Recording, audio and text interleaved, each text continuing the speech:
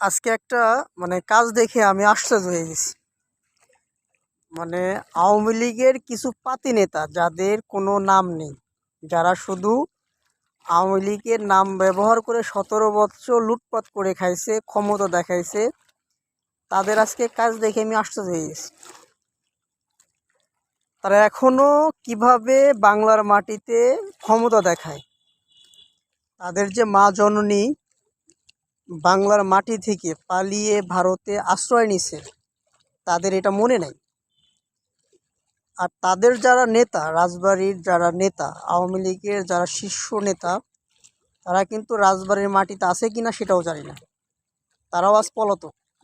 কিন্তু গ্রামের কিছু পাতি নেতা তারা ভাবছে এখনও তারা ক্ষমতায় আছে। 17 বছর যেভাবে লুটপাট করে খাইছে, ক্ষমতার দাপট দেখাইছে, তারা ভাবছে এখনও তারা ক্ষমতায় আছে। আওয়ামী লীগ করে কিন্তু এখনও তাদের ক্ষমতা যায় না। তারা কিভাবে এখনও বাংলার মাটিতে ক্ষমতা দেখায় সেটা দেখে আমি আশ্চর্য হয়ে গেলাম। তাদের এই ক্ষমতা পিছনে কারা আছে সেটা খুঁজে বের করতে হবে। এবার তাদেরকে উচিত শিক্ষা দিতে হবে। এই বাংলার মাটি থেকে স্বৈরাচারী সরকারের যারা অনুশাসন আছে, যারা নেতারা আছে, তাদেরকে বিচারের আওতায় আনতে হবে। আর তাদেরকে শেষ দেখতে হবে তারা এখনও কিভাবে ক্ষমতা দেখায়, এর সঠিক বিচারে আনতে হবে তাদের, ইনশাআল্লাহ।